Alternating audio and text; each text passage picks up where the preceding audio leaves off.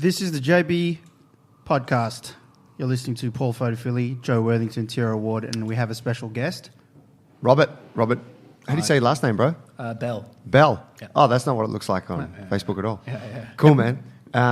Episode 34. 34. Good to have you here, guys. Welcome, Rob. Hello. Hey, guys, we're down at 15 Underwood Avenue, Botany. If you need to get in touch, you can find us at junglebrothers.com. We're doing all things strength and movement related.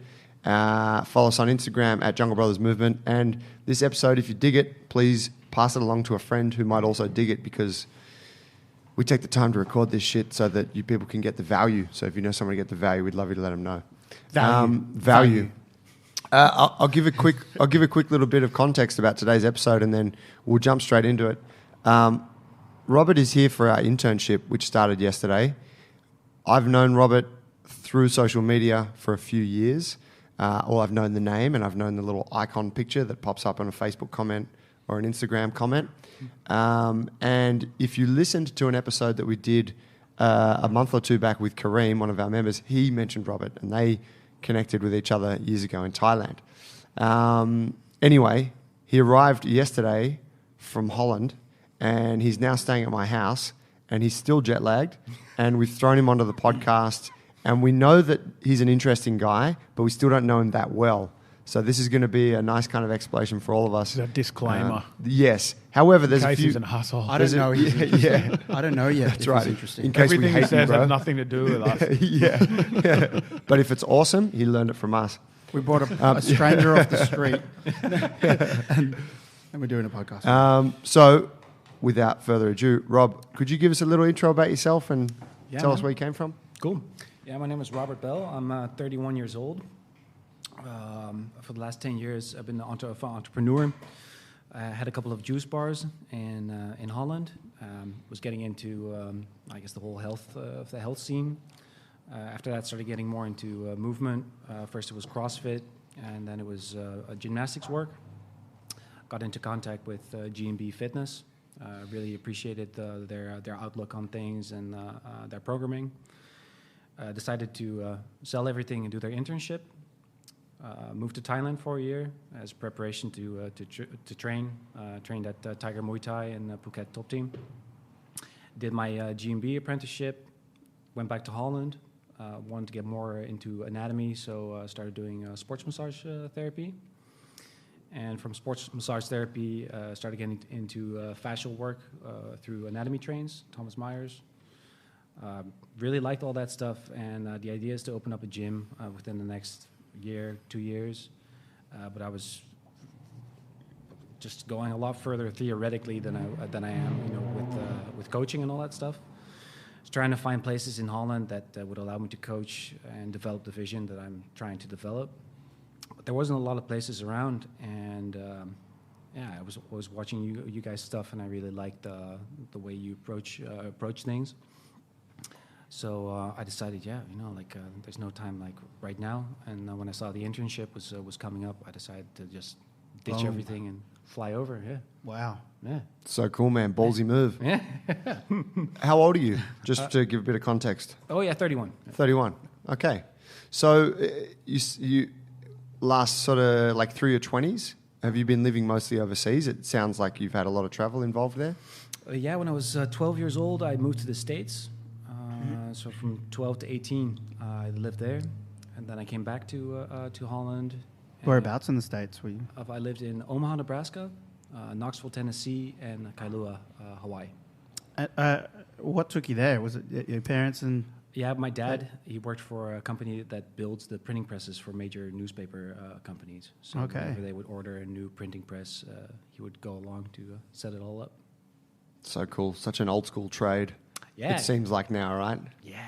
They were investing millions in those for printing presses, and now the whole newspaper scene is just kind of going out the window. Man. Dead. Yeah. From the States, then you made it to where? From the States, I went back to Holland, and then within a couple of years, first I started working as a chef, and then I started my own company with my brother, so a smoothie company. And so did that for 10 years, but then I was just thinking to myself, if I don't live the dream that I want to do, and if I don't pursue it now, I'm never gonna. So I decided to let it go and pursue movement. This idea of pursuing a dream and kind of picking up and relocating to another place. I know for me, it's always been something. I never really had an issue with relocating at a certain age, but now that I have a business and I have a few things that are steady, the idea of picking up and moving somewhere else is quite sort of not daunting, but it just doesn't. I can't see it. Doesn't seem tangible to me. But I think for a lot of people, it's even further away, that idea. Talk about that thing, because you mentioned to me before you've got a steady girlfriend back home, and you've been recently getting kind of pretty settled at home, and then you went, fuck it, I'm going to Australia to do the internship with JB's. Yeah. How did you take that? Can you talk on that a little bit? Pretty good. She's cool? Yeah, I mean, she understands where I'm at in my development and what I need right now. And she says, like, if that's the place that's going to give it to you, then fucking go for it. Yeah. Champion. Yeah, for sure. No, she's really supportive. I think for a lot of people, like, if you've been raised in a certain place and you haven't been traveling around that much, it's even more difficult to be like, oh, okay, I'm going to go in a completely random spot. But of course, in my teens, I was already moving almost every year and a half to 2 years. So I never really had a spot to say like, oh, this is my home. You got any brothers or sisters that you're moving with? No, I was the youngest of the family, so I was the only one that actually moved. Everybody else stayed home. Yeah, sure. So I've got 3 older brothers and one sister. I see. Yeah. That would have been wild times. Oh yeah, it was. Yeah. Being like a lone ranger over in these foreign lands. Yeah, all of a sudden I was a single kid. I was used to like having a big family. But for me, the traveling bit, after all of my years working as an entrepreneur and just standing in the shop, almost every single day, I needed to open up all the possibilities again. So the best place to do that is to change your scene, because if you're in the same place for a really long time, then it's easy to get stuck in a rut. And I just wanted to open up every possibility, every door before I started closing them again. And Thailand was the perfect place to do that. And now coming back home, I noticed that I do want to settle down a little bit more, and I'm ready to build something in one place. But I figured I still needed to get this out of my system, and this was a perfect opportunity to do so. So that's why I flew out here. For a wild spring in Australia. Yeah. Spring into summer. Yeah. When you talk about needed to open up possibilities again, is that kind of the idea that you're in a business and you're doing the day-to-day thing, and that committing to that, you're in your juice bar or you're in the smoothie bar for a period, you feel like you're closing possibilities because you're stuck in one place, you're doing the one thing. Is that kind of the idea? Yeah, and like, of course, running your own business and all that stuff, you're responsible for everything, So as soon as one of your employees would be sick or a machine would break down, all that stuff, you needed to be in the shop. So you were there, 6 or 7 days a week, always for just all those years. And of course, it takes its toll on your social life and all that stuff as well. So it was nice to be able to just ditch everything. Leave my city, leave my old patterns, and just develop new ones. Yep. Yeah. We were talking before about where Rob lives in The Hague, which, T, you might know this place. He said it was potentially around the corner from where the bank vault that Ingmar lived in was. Did you ever go to this place? Yeah, we had a party there. In a bank? Big party. Tell a 5-story bank. You've been to Holland heaps of times. You've got really good friends there. I trained at Kamakura. Oh, okay, cool. What's your connection with Holland? Yeah, guy that kicked the sumo wrestler in the face and knocked his teeth out. Oh, Gerard Gordeau.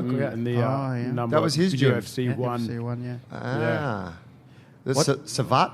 Is that his thing? Or is he a kickboxer guy? Kickers in there, bro. Oh, yeah. Hardcore. Yeah. Yeah, right. Dutch kickboxing. Oh, man. It's a scene, huh? Yeah. What's your the connection shit with out of Holland T? Can you let people know? Because My best I've man, never been there. You two have been Dutch. there. Yep, your best man's Dutch. Got whole very close friends in Yeah. Holland. We all do. They all live in The Hague and Zoetermeer and Amsterdam. So I'm pretty familiar with all of those areas. Yeah, it's amazing how small the world actually is. I mean, you guys have literally been like 1 kilometer away from my house. Yeah, I've been like Yeah. eating in restaurants next to your house. Yeah, I was over there when Paul and I were when we were in Europe together, and Paul and I had been joined at the hip for like a long time. Then we had a fight, and then we split. Yeah, and then it was like, I'll see you later. And I went to We Holland. were back together. Yeah, and then I think it was like a year I was away or something. Yeah. And then Did you guys really have a fight? No, we didn't. Come on. you know, Paul, it's not a like an out in the open fight, but you know that there's warfare going on. Mental games. Yeah, we had been joined at the hip for a fucking long time. We'd been working together, and we'd been going out every weekend together. Oh, before we left. Yeah, that's true. And then I was dating your sister. Yeah. and then we went overseas together, and then Yeah. we were together that whole first, I don't know, 8 weeks or something. Yeah. And then it was just like, hey, it's fucking time. But we didn't declare that. It was just like, oh, I I think I'm had- going to do this. And Paul's like, well, I think I'm going to do this. And neither of us Sweet. objected to it. Yeah. I went south. He went southeast, west. Yeah, it was good. It was cool. But I never made it to Holland in the end. Oh, I didn't- always welcome. Yeah. Oh, now I know. I got a connection. So let's talk training. About this GMB internship you did. What was involved in that? Well, GMB does a lot of online tutorials, mainly gymnastics, calisthenics based. And Should we explain what GMB is for people who are listening? yeah, Gold medal bodies, yep, gold medal bodies. based from the US. Yeah. What's the guy's name? Ryan? Ryan Hurst, Jarlo, and Andy. Okay. And they run the. Good guys? Yeah, great guys. Yeah. And they've Cool got guys? Cool Are guys. they as cool as Jungle Brothers? I don't think so, man. So, and do they have a gym? Because I know them from online, like I see them, but I haven't actually gone to the website, read the It's history all of them. online based. It's all online. Yeah, Okay. yeah. Did you meet them in person at all? Or? Yeah. I met Ryan a couple times in Amsterdam, and actually when I was in Thailand, I flew back just for 2 weeks to be at the seminar in Amsterdam. So right they just before. travel, they just do seminars and run and promote the online biz. Yeah. And their training for listeners is movement based, Yep. body weight, Yep.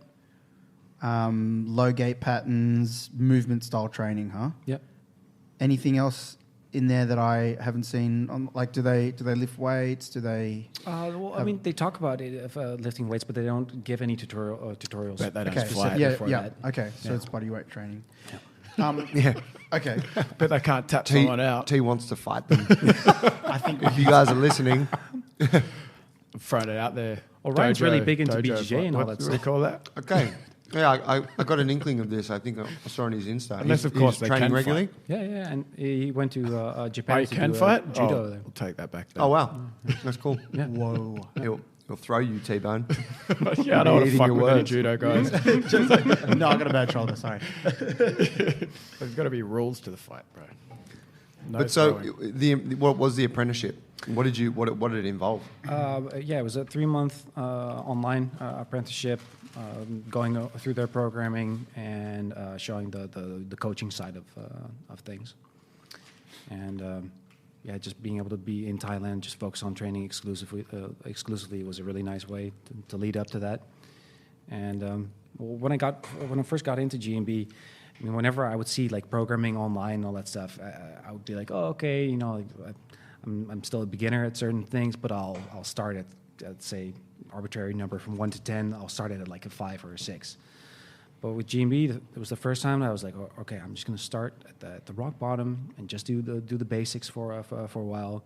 But I love the approach, and I love the positivity that they have in their programming, that they're really focused on that any change, however small, is already a lot better than doing nothing at all. Because there's a lot of programs out there that are quite elitist. Yes. So I thought that was a really nice thing to get into and share with others. Huh? I really like the stuff they're putting up on Instagram because I follow them. Yeah, cool. Or the little clips that they have of the way they progress patterns into, usually you see the final move, like something really fucking out there, and you think, wow, that's amazing. There's no way I can do it. And then they give you that step-by-step progression, and you can see it happening. Fuck. It makes it more tangible, more achievable for the average Joe. I like too. I feel like their marketing is quite. It's kind of gentle in a way. They're not coming out with really hardcore stuff. Yeah. It's kind of like, hey, anyone can do this.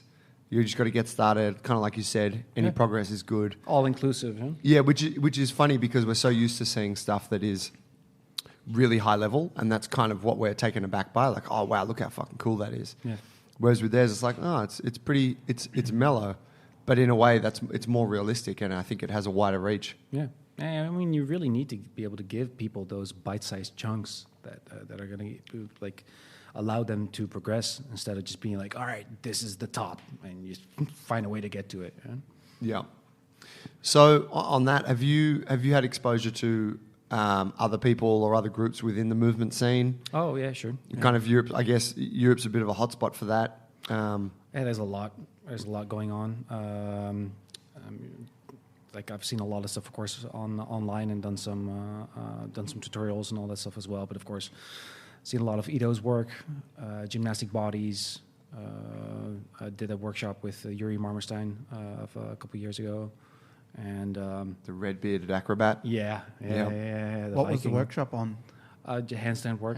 Handstand work and acrobatics. You said Yuri lived with you for a little while? Yeah. He was over at my place for like a week. Yeah. My first question was, what the fuck was that like? We had Yuri on our podcast. I think it was eyes went on our second ever episode. Yeah, it's super cool. Yuri's intense. Yeah. He's intense. We tried to get a laugh out of him. Fuck, it was... We tried. Yeah, we were super green, and we're all sitting in our old office. Like on the floor. It was There was really boxes hot. everywhere. It was hot. And it was just like, oh God, we don't know how to approach this guy. Because he kind of runs the show, right? Like if he wants to talk, he'll talk. Oh, yeah, for sure. But yeah, it's kind of on his terms in a way because he's so introvert. Yeah. Lovely dude. Yeah, I mean, if you find something that he's passionate about, then he has a lot to say because of course he's been in the scene for a long time as well. But no, it was cool having him over. I thought I needed to get a bed, but he's like, no, I'm going to sleep on the floor for the next couple of days. So I was like, all right, cool.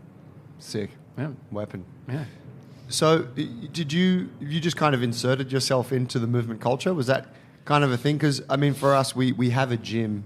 So in a way, it kind of puts us at a point where, like, I think maybe Yuri contacted us and was like, oh, hey, guys, I'm coming to Sydney. You got a space, I could run something there. And then you form a connection and you get to know the person. Yeah. For yourself, how did you go about networking with these people and putting yourself out there?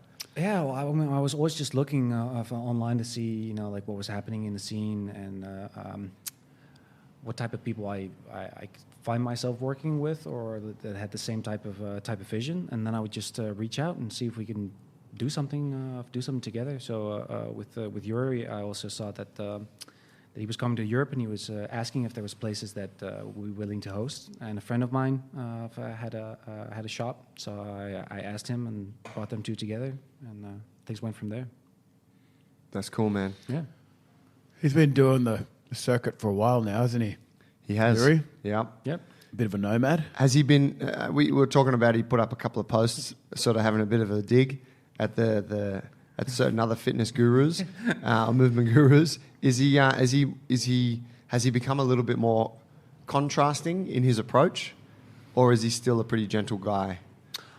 Well, I mean, that was just like personal conversations and all that stuff. So it wasn't in his. I'm not sure if it's in his approach, but yeah, I mean, you see that there's a lot of like polarizing stuff happening in the movement scene, and as soon as people start coming out with really harsh statements, obviously you're going to get a pushback, And there were some of the videos that Yuri did with Juji Mufu, just kind of poking fun. And I think that's great because, I mean, it should always stay kind of lighthearted, you know, and people should be open to criticism and different ways of approaching things. Because as soon as you don't have that, I mean, I think progress kind of stalls.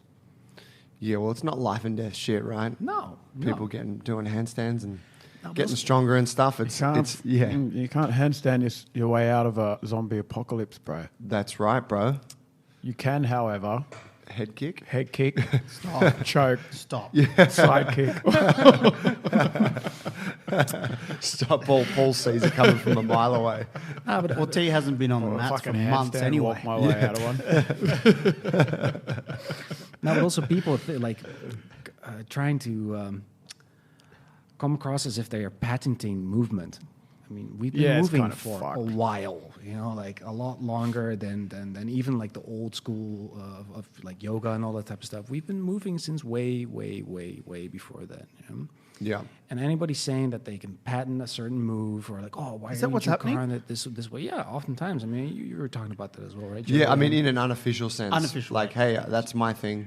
Yeah. Yeah, I was telling Rob yesterday, you know, because I used to be pretty involved in the Edo scene, I guess, and I still have a lot of connections with friends who are really into it, and I really, there's a lot of things I love about it, but I'm also not that deep in there that I can't also see what it is, and I definitely couldn't say that always. At a point, I was like, wow, this is everything, but I posted one of my fucking many training videos of me doing some muscle ups or something on the rings, and a guy that I'd been to the movement camp with, which was the 6-7 day event that Edo runs once a year in Thailand and whatnot.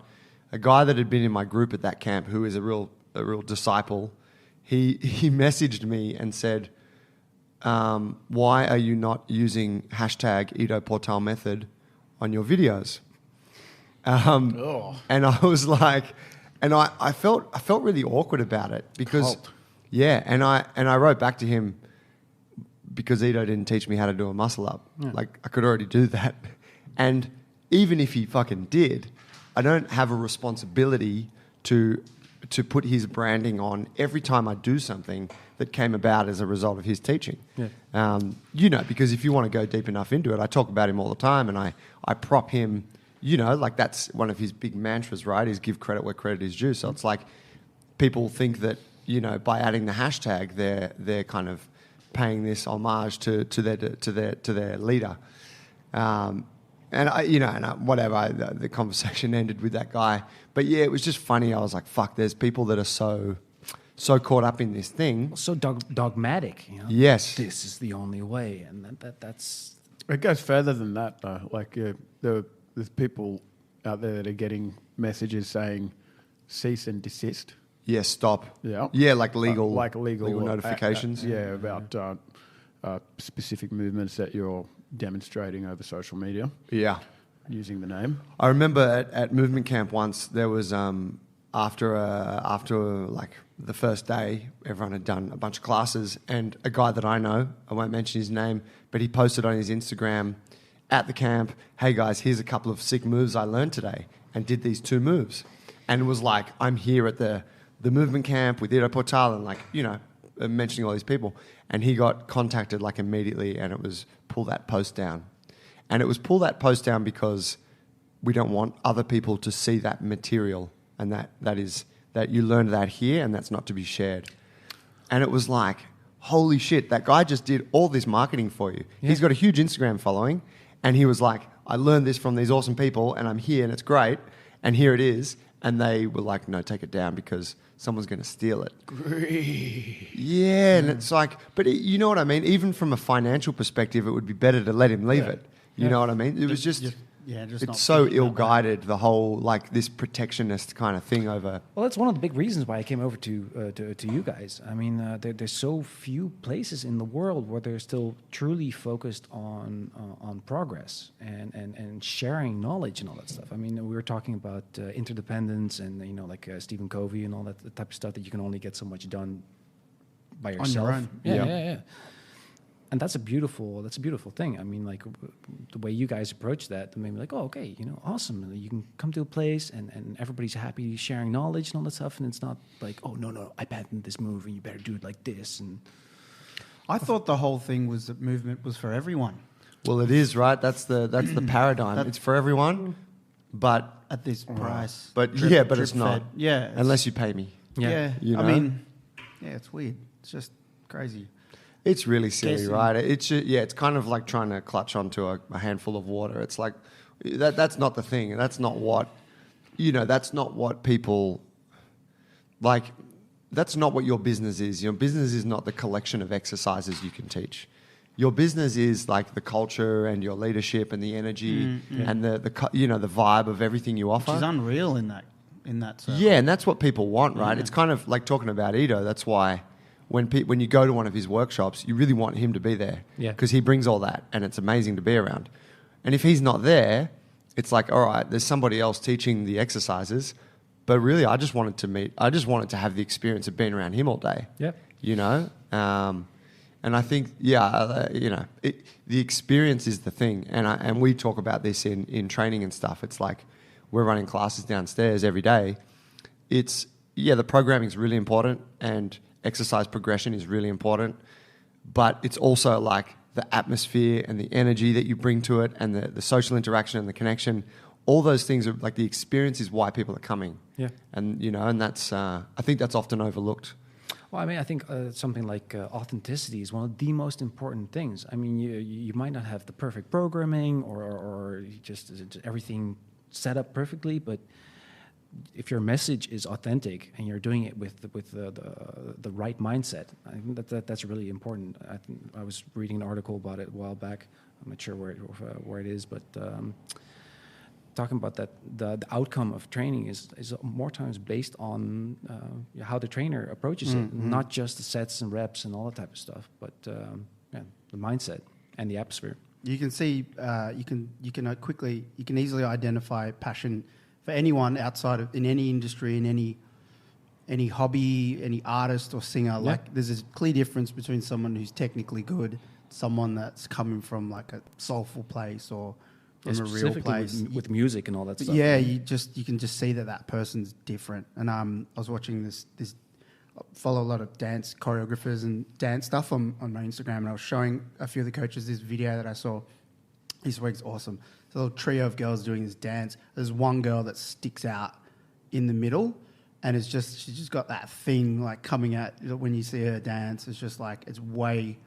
You know what I mean? They're all technically sound, but she's just got that X factor. Yeah. And I guess it just comes with like musicality and the fact that she really understands like what the choreography is trying to do with the music. But yeah, definitely. That's a beautiful thing to see. Like always when I've always been kind of hesitant with music and all the things that were popular and hip and all that stuff. But if you go back to like the old days of music and how expressive it was, and you can truly feel someone's emotion in that. That's a beautiful thing. The workshop with Yosef's a good example of what you're saying, Joe. The experience? Oh, he's a pretty electrifying guy, huh? Yeah. Fighting monkeys, what Paul's referring to there. Yeah, he fills the room and he's charismatic and he's a leader and yeah, I can't imagine having someone else teach that workshop and it being remotely the same. No, that's right. You couldn't. You wouldn't even attempt to replicate it. You would have to take the lessons and then try to present it in your own thing and hope that that's going to be cool. But he's such an exceptional guy. Actually, I listened to his podcast the other day with John Marsh, and I think they did it over Skype. But even there, John asks him a few questions, and Joseph just rambles on for 10 minutes, and he's got this great Slovakian accent, and he's a very everything he says is very well thought out. He's a fascinating dude. Do you think with the Ido thing, maybe it's on some level he or whoever it is, the central people's part of that movement, understand that it can only be done properly and real with us. And then, if it goes out to other people in other people's hands, it's not as effective or it loses its magic. How do you mean? I mean, just in the sense that if Yosef took all of his program for his workshop and someone got a hold of it and started running his workshops elsewhere. And he knows that the experience is not the same because I'm the one that makes the experience. They're just exercises without me. Yes. So that's why he would be protective in this hypothetical situation over it. Yeah, I think. You would assume that they would have to be aware that it's not just about the movements, right? But I think from a marketing perspective, that becomes the message, because it's very hard to scale yourself. So if it's built around you, what happens when you are no longer interested in flying around the world coaching workshops? Yeah. So you have to say, it's not about me, it's about the method. And these people that are by my side, they teach the method too. So go learn from them and pay me, or whatever. And there's some truth to that. They're sharing a message, but it's like, I think it's also not. Yeah, it's all, whether it's a lie or whether they just don't recognize what it is that people are really interested in. Because I all the times I've been around him and learned from him, I'm like, fuck, this is cool. And it's just being around him. I learn more from that than I do from the 75 exercises we covered that weekend. Yeah. What about like, I guess you've done a lot of stuff. You have a lot of you obviously have a lot of theoretical education. Yep. You've done a lot of training. Why did you come here to us and do this internship? Well, like I said, the mindset and the atmosphere is really important to me. You don't just walk into a place and that right away are like, what are your qualifications? What are you going to be doing? What are you bringing us? And also for a lot of specifically companies, they don't want to invest in anybody else that's going to be that they perceive to be a competitor. And with you guys, it's a lot more, I guess, all-inclusive. And that was really important to me, that people actually see you as an individual and see what you bring to the table and what you can offer, that it's an exchange of information as opposed to just being like, all right, what are you going to do for us?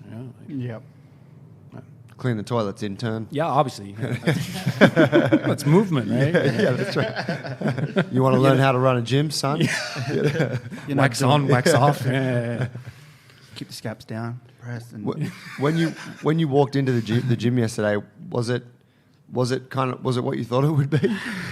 Well, yeah, but I tried to not have too many preconceptions before I walked. That's disappointing because Joe's job is to make this place look way better than it actually is. Joe's a little bit smaller than he looks on Instagram. It's like, is this it? No. I really like it. I mean, and it's. I'm the head of marketing, just to give a bit of context around that. For any inquiries, DM me. I was talking about authenticity of a little bit ago, and you see that in what you guys do as well, and also the approach in the gym. It's practical. I mean, you guys have the stuff that you need to have there. It's not. There's a lot of other places that look super bright and shiny and perfect, but offer nothing in terms of actual content. But here, it's true. You guys' personality is reflected in the gym and everything that you have here. And that's awesome. Thanks, man. Yeah, no That's cool. wait till you spend more than 24 hours with us. Yeah. Let's see what he says then. Yeah, we'll ask you in week 11. Yeah. So just going back to the patent thing, to wrap that up a little bit. Oh, I think weigh in on it, T. I didn't get to say much on that, but I just got one thing to say that I think it's a worry about patenting. Yes. Patenting. Patenting? Movement. Patenting. Well, you can't, can you? Can you? Movement. Well, fuck, bro, they're patenting genes and shit now. T's always I'm coming talking back to about- the gene. I'm not talking about the fucking... He loves the gene. Stonewash kind either. Yeah. His eyebrows raised, his eyes widen. But I think the biggest issue is that if people start patenting movement, then we can't steal their shit and put it straight into our system. This is true. It's a fucking problem, bro. Yeah, we're fucked. Yeah, but also if you start patenting stuff like that, you're stopping the growth. But hang on, that's why we rename every exercise we steal. right? Because then it's ours. We turned the ostrich into an emu. Yes. So that was a good one. We turned the Still call it ostrich, I think. the wallaby, platypus. The seagull squat. The seagull squat. That was a good one. That was a good We one. turned the shrimp squat into a seagull squat. Yeah. Aussie fired it. Lobster. Now we got to get through the whole jiu-jitsu. Visual jump. Yeah, that's right. Criteria. But yeah, I If mean, it we're works, very open about that, right? Because if it works, it works. It's for the people. Yeah, that's right. And we've used it, and I mean, like We're we the said Robin before, Hood of fit. we'll talk about the good You people. should be the head of marketing too. How about that? We're the Robin Hood. Oh, I love that. We're the Robin I'm Hood. going to embrace that Who's now. Robin Hood and who's the merry men? That's for the villains, the heroes Joe's and Little villains John. theme at Christmas party. Is that the fat guy? He's a big I'll guy. be Dave Chappelle. Yeah, is he the Little fat John. guy? Little John's the... No, that's the priest. Depends which version you want. Friar Tuck? Friar Tuck. You fucking losers, man. I've forgotten all about the Robin Hood fucking story, haven't. eh? You Have you seen Yeah. Men in Tights? Dave Chappelle was in that, man. Was he? Yeah, he was. Yeah. The original Men in Tights? Men in Tights, the comic version. Yeah, yeah. With Mel Brooks in there. He Molly, was a Molly, funny Molly, dude. Molly. Holy shit. That was a good... Yeah, I remember parts Really of that. funny. What's his name again? Hachu? Hachu, yeah. Yeah. What were we talking Was about? that the same guy? Was that the same guy in that was in The Princess Bride? Was it the same lead guy? Yeah, I think. Oh, I A love really that movie. cheesy looking. That was a good film. Great film. I Showing don't your know if age, I've seen boys. that. I Showing don't your know. I age. don't think I've seen it. But yeah. No, getting back to like the patenting movement and all that stuff. We're still figuring that stuff out. We're still figuring out what's the best way to train someone, and it's of course a subjective thing as well. And the more dynamic that is, the more voices you get involved in that, I think the better product you will eventually end up having. As soon as you start saying no, this is the way, then it stops growing. Yes. I think we should have the Bryan Adams soundtrack song for our podcast. Hopefully. Oh, I like that one. You know, the Bryan Adams Yeah, song yeah, from yeah. the Kevin Costner, Robin Hood. He was a fucked up. I don't know the song. Terrible. That guy. Okay. I got another question. Who the fuck is Thomas Myers? I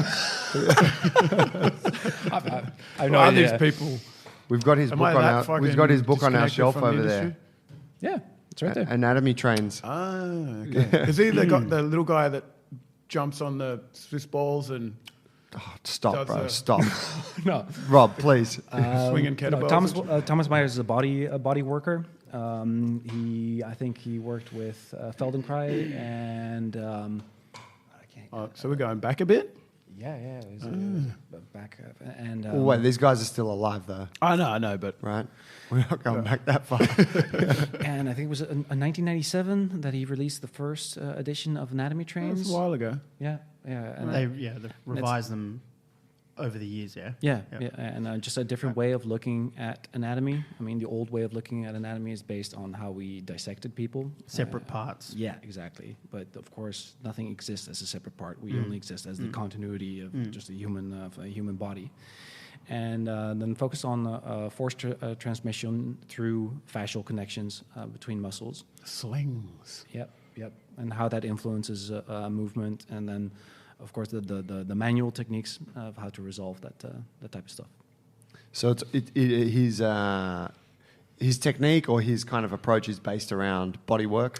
Yeah, and I'm having a difficult time finding the name, but it's you got the Feldenkrais method, and then you also have I forgot her name, but maybe you can look. Maybe Katie you something? if you look it up. Katie? What's her name? Naira. Katie Bowman. Katie Bowman. Everyone talks about Go Katie through Bowman. all the different all the different movement things. Fucking hell. What am I looking up? Talking about Swiss balls. Yeah.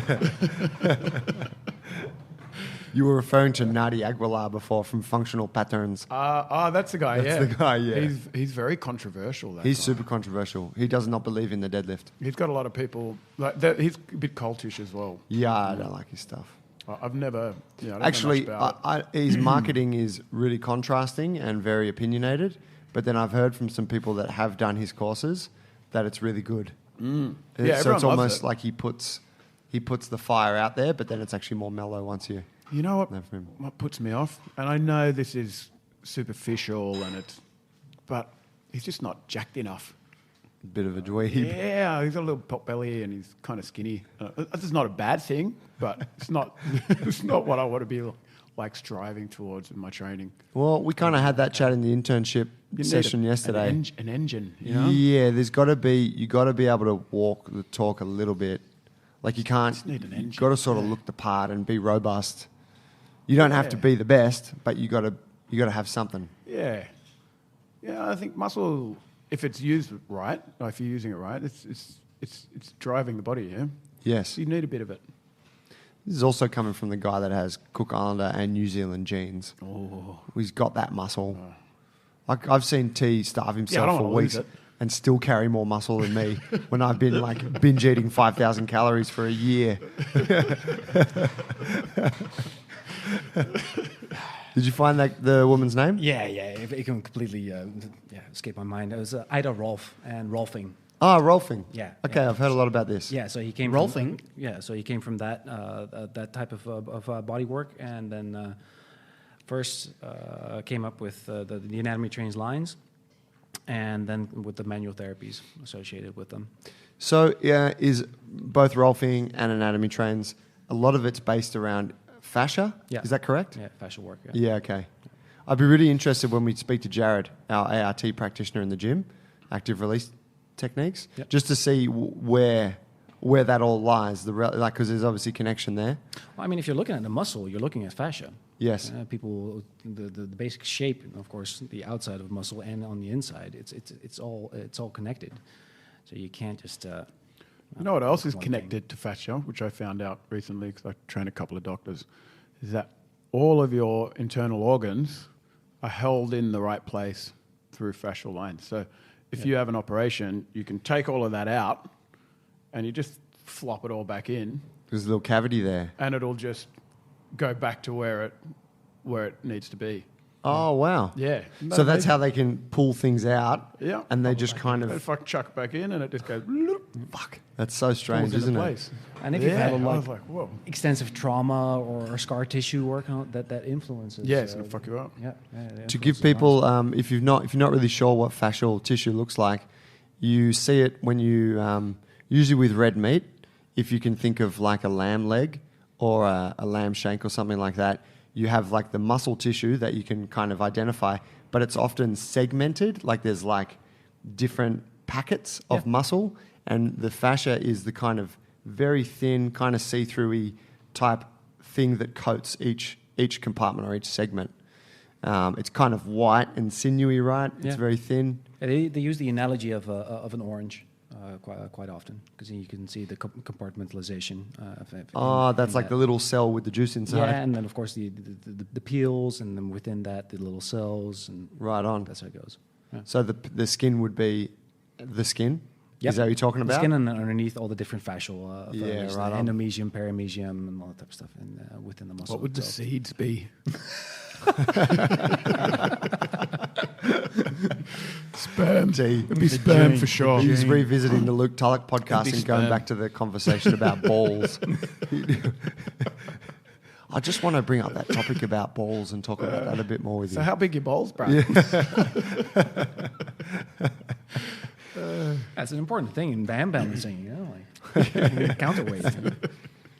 So, man, do you have, being that you've done work with Myers and the anatomy trains and stuff, does that give you a level of qualification to work on bodies, to do manual work on people? Well, I'm registered as a sports massage therapist, but in order to completely be anatomy trained certified, I need to go through the entire ATSE program.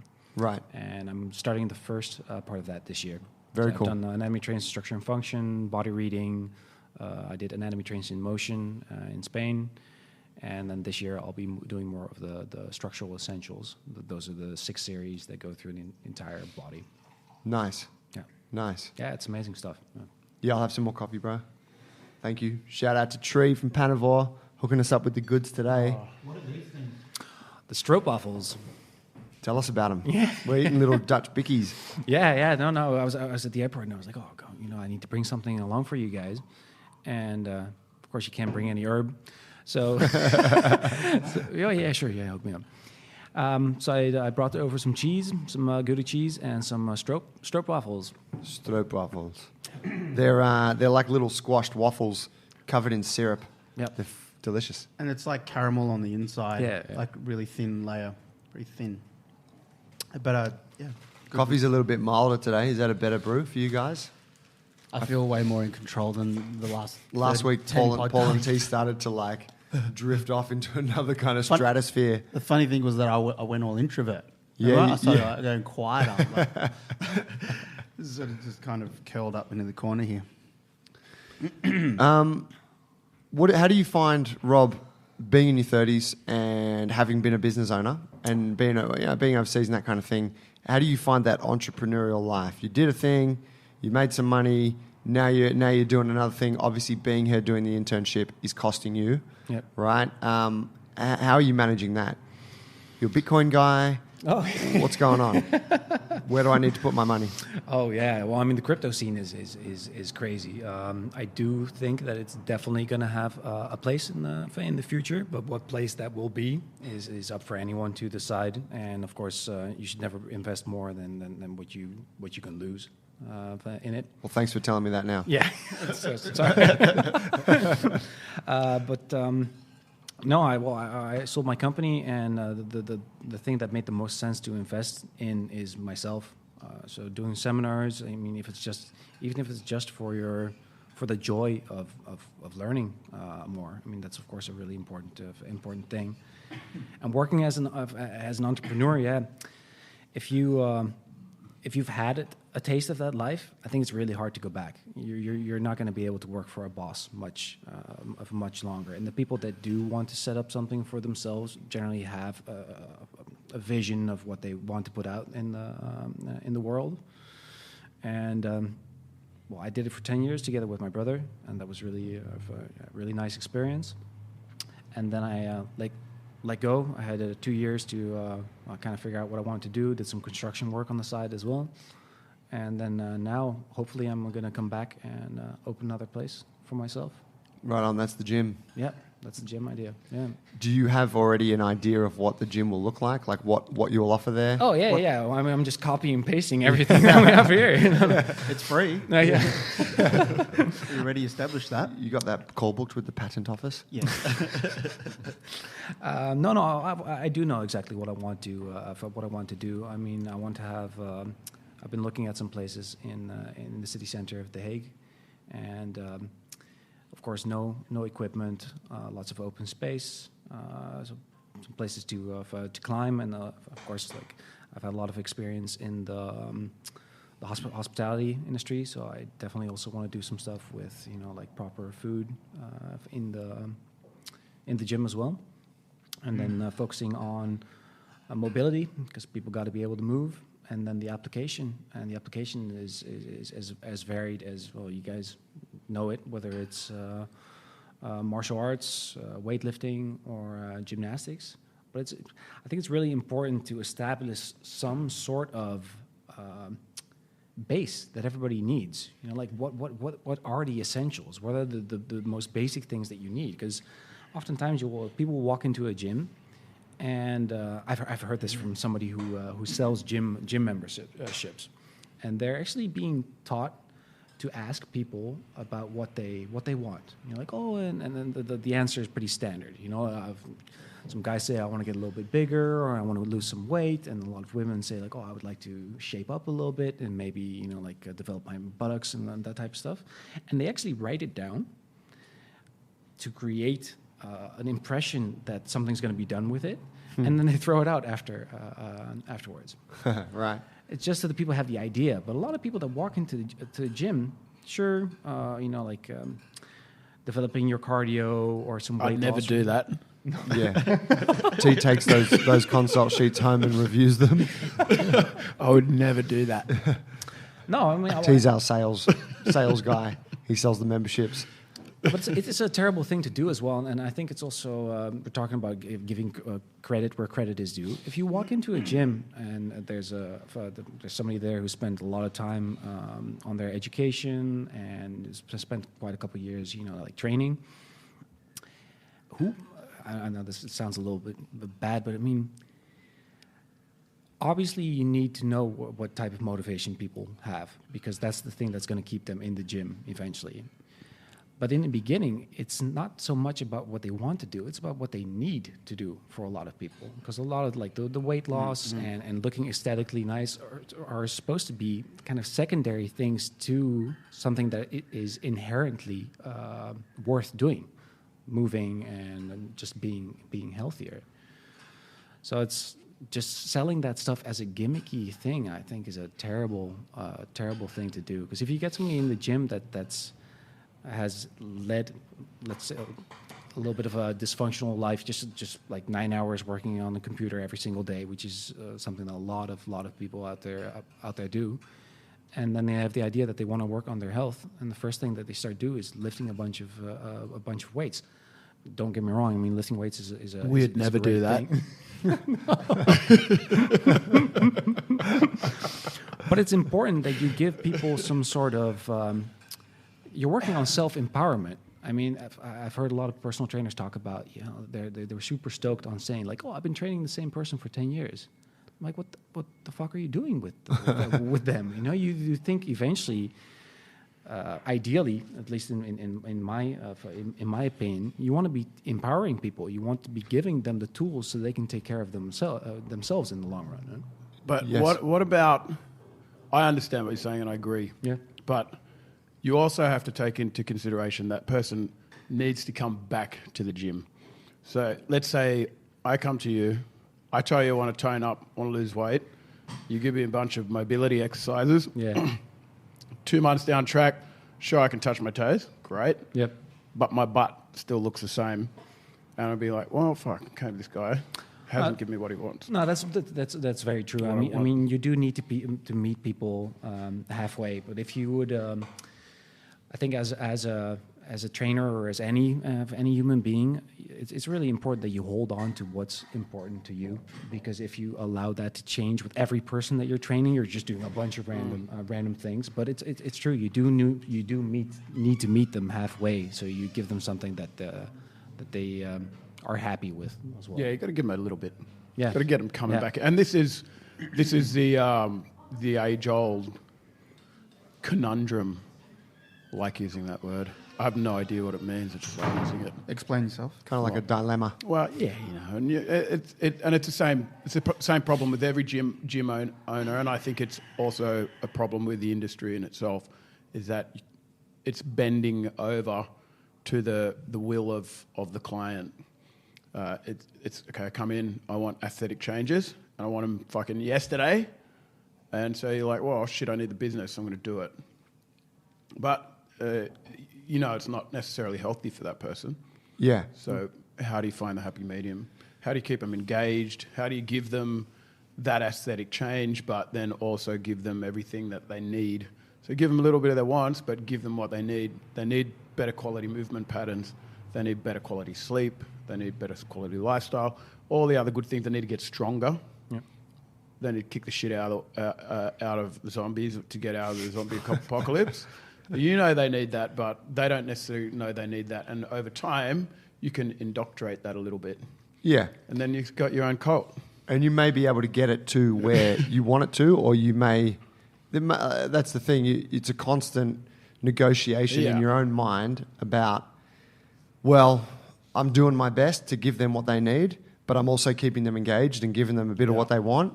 And maybe they're not as far along as I'd like them to be. And maybe they've been training with me longer than they should have been. But hey, if I wasn't doing this, they'd be at Anytime Fitness or some 24-hour gym doing doing a class or just doing something that's really not good. We had this chat the other day in the car, right? Like talking about boot camps when I see a boot camp. And I was making the point that I see the idea that if someone's doing a kind of training that I think is not suitable for them, that there's still some benefit in that. And it's like, well, it's good that they're doing something. Yeah. But when I see like a really poorly run boot camp with, you know, a bunch of people lined up, no one's squatting well, and then they're doing like 100 reps, and then they're jumping on ropes and slamming them and running around the park. And I think, I think it'd be better if you guys just stayed in bed. My gut tells me that, which might be a little bit cynical of me. Yeah. But it is that, like, you have those. I guess we all, as a coach, everyone has their own kind of borders of what's acceptable, right? I don't agree with you on the training for 10 years with a coach. And I'm not saying that because I don't. I have clients that train for 10 years, but you have to understand that there's very different scenarios that take place, and you can get somebody doing it on a roll of doing their own thing in 6 months' time. Over 6 months, you put them on the right programming, you sort out their imbalances, you get their foundations nice and strong, and then you put them onto GMB. Or you build a relationship with someone, and that person becomes like a friend to you, and then they get a lot more of the psychological growth comes from it.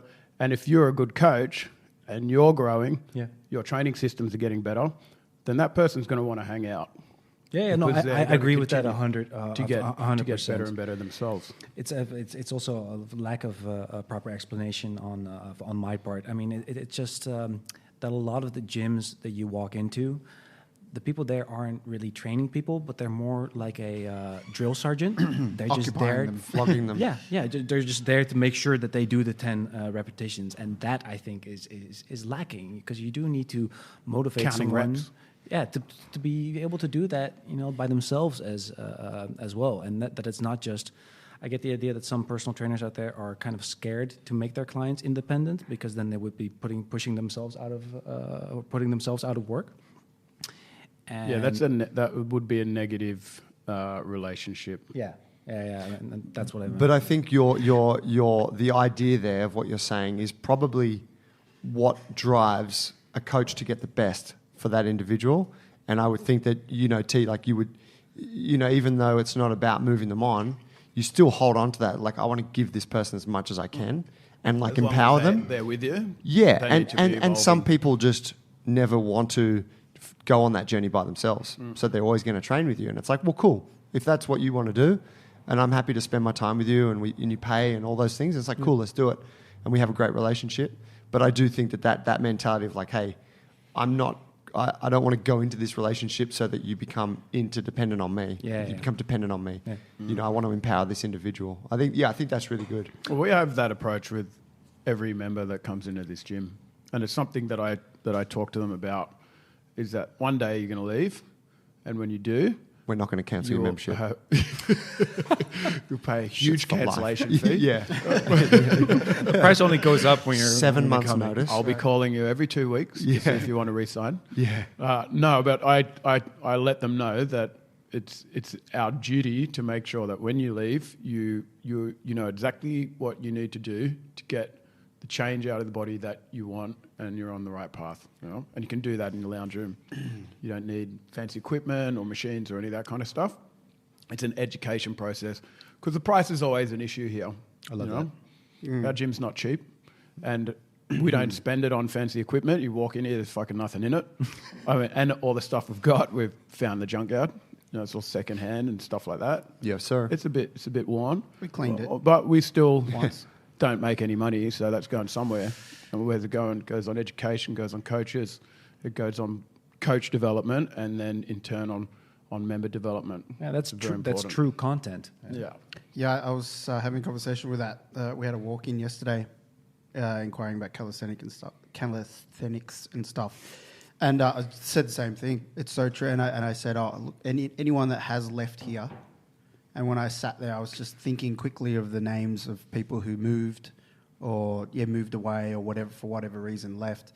I just think you're armed with so much knowledge. Like, since you walk in, when you walk out, I mean, the whole class process. Like I said, you'll go into 6 or 7 programs, and in every class, like, because you just started, you're going to learn probably 6 things in each one. And then every week and then every phase, you'll be learning so much. By the time you leave, you'll know how to, as T said, you become self-sufficient. And your friends start to look to you because you're doing stuff and you understand why and all this sort That's of a things. beautiful thing. I don't want to get into like the philosophical part of it. Get into it, bro. But you want to, everybody's looking for a sense of purpose in the world, right? I mean, what's better than empowering people and giving them the knowledge that they can help themselves and that they can help people around them? I mean, that's a beautiful thing to be able to give to people. Huh?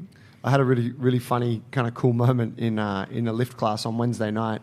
It was a pretty busy class, and I'm coaching a bunch of people, and we were working on some cleans. And it's quite a technical lift, right? So we're breaking it down. We're doing a bunch of technical drills around it. And in our bodyweight class, we have a lot of partner-based work. And the role is very clearly defined as the partner who's not working. It's their job to keep the working partner accountable. So they're cueing them, and we show them how to cue them. They cue them by saying things, but there's also tactile cues. So there's a lot of interaction that goes both ways.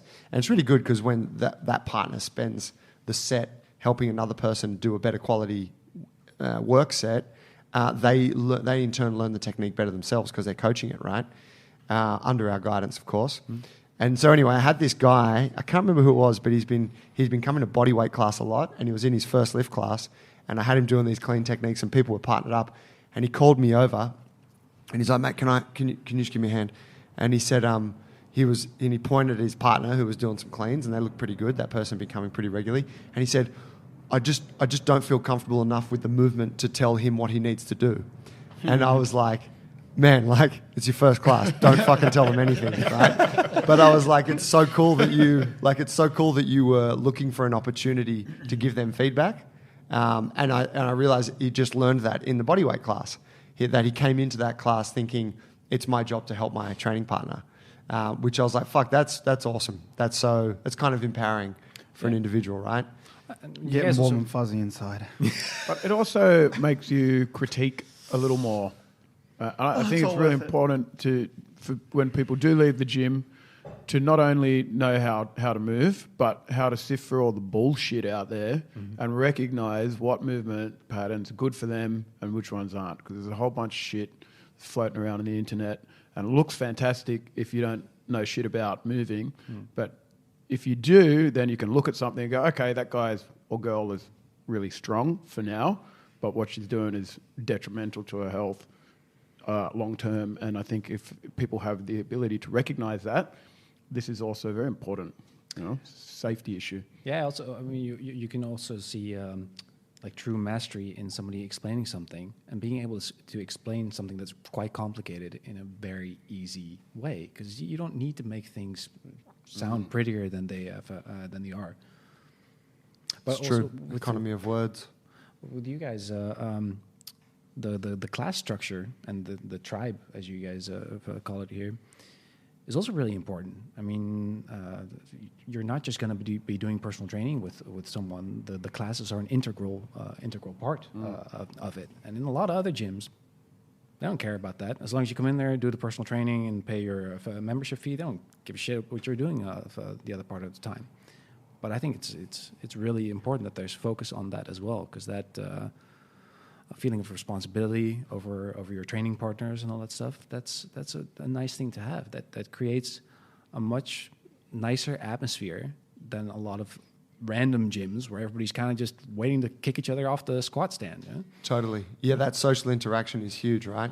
Isn't it strange that in a gym like your standard fitness first or your standard kind of anytime fitness, that there's only ever like 1 or 2 squat racks? Yeah. And there's always squat rack wars, like people waiting to use a squat rack. It's a funny kind of feature of that gym environment, isn't it? Weird. Like, and then there's people that do like arm curls and stuff in the squat rack, and you're like, bro, get the fuck out of the squat rack. You see gyms changing a little bit more. You see more squat racks and all that stuff. Yeah, they're coming around. You see them buying bumper plates and all that stuff, and it's really interesting. I was watching somebody bench press with the bumper plates and then deadlift with the solid plates next to it. What are you guys doing? Because I can. I pay my fees. Destroy this floor. Yeah.